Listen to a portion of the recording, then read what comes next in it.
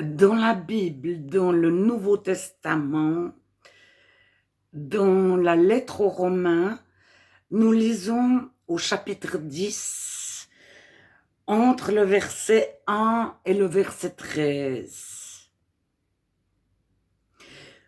Paul écrit à des personnes en parlant d'autres. Il écrit aux frères et sœurs: le vœu de mon cœur, le vœu du cœur de Paul et ma prière à Dieu pour eux, on ne sait pas qui c'est eux pour l'instant, c'est qu'ils soient sauvés. Je leur rends le témoignage qu'ils ont du zèle pour Dieu. Donc eux ont du zèle pour Dieu, mais sans intelligence, car ils ne connaissent pas la justice de Dieu. Et cherchant à établir leur propre justice, ils ne se sont pas soumis à la justice de Dieu. Car Christ est la fin de la loi pour la justification de tous ceux qui croient. Nous sommes justifiés par Jésus, par la croix. Et nous ne sommes plus justifiés par la loi parce que nous l'observons. Observer la loi ne nous donne rien. Être justifié par Jésus nous donne tout.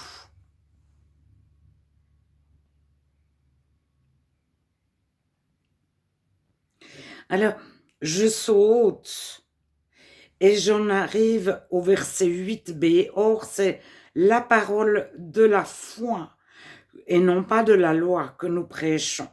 Si tu confesses de ta bouche le Seigneur Jésus et si tu crois dans ton cœur que Dieu l'a ressuscité des morts, tu seras sauvé.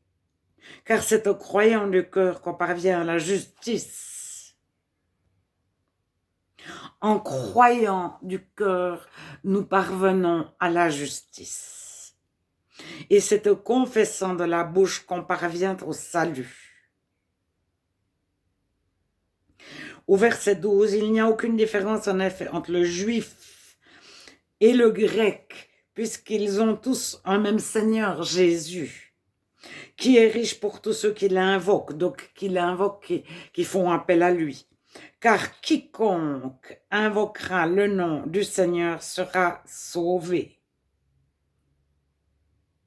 Alors, qui est le Seigneur?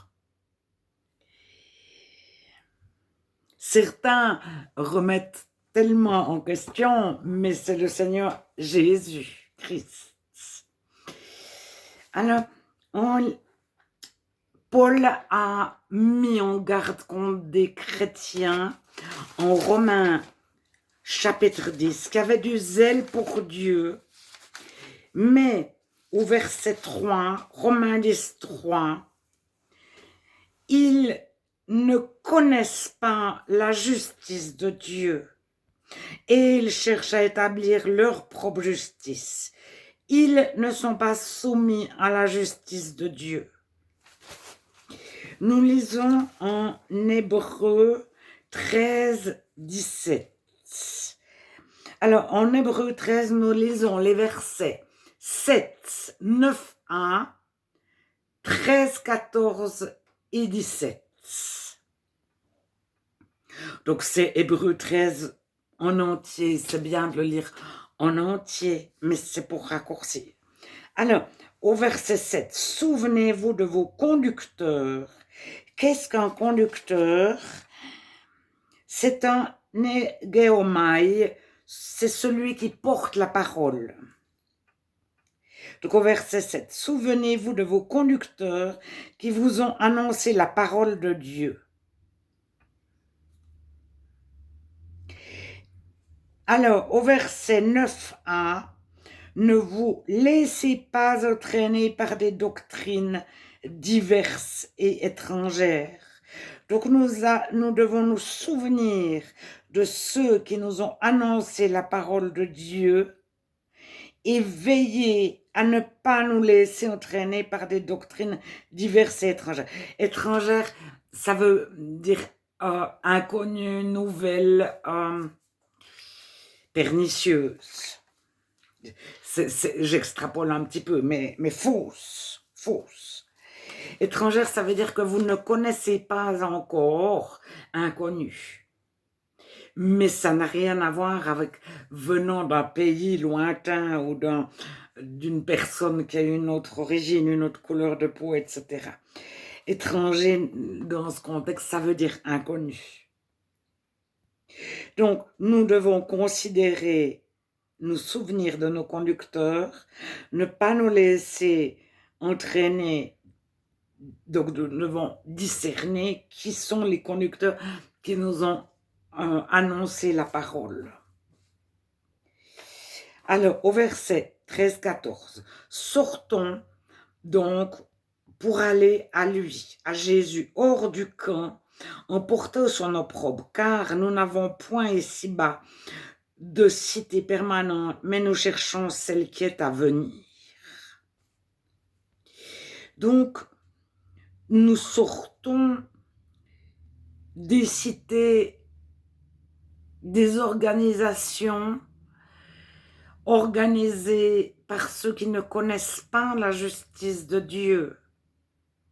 Comme en Romains 10, 3 que nous venons de lire. Nous allons à Jésus. Et au verset 17, obéissez à vos conducteurs. Donc, conducteurs, c'est le même terme, c'est ceux qui nous ont annoncé la parole. Et ayez pour eux de la déférence, car ils veillent sur vos âmes. Alors, la question c'est, qui veille sur mon âme? Et si réellement une personne veille sur mon âme et ne m'influence pas pour m'annoncer des doctrines diverses et étrangères, je dois premièrement discerner qui veille sur mon âme. Donc, il veille sur vos âmes comme devant en rendre compte. Qu'il en soit ainsi. Donc, obéissez, c'est peito. Acceptez de vous laisser persuader par eux. Peito. Obéissez. Acceptez de vous laisser persuader, convaincre par eux. Donc, laissez-les vous enseigner Jésus, mais après, être certain qu'ils vont vous enseigner Jésus, car ils veillent sur vos âmes comme devant rendre compte devant Dieu. Qu'il en soit ainsi afin qu'ils le fassent avec joie et non en gémissant, ce qui ne vous serait d'aucun avantage. Donc, si on conteste continuellement ceux qui veulent nous transmettre la parole de Dieu, ils vont plus nous la transmettre avec joie, mais en gémissant. Afin qu'ils soient dans la joie, laissons-nous convaincre par eux.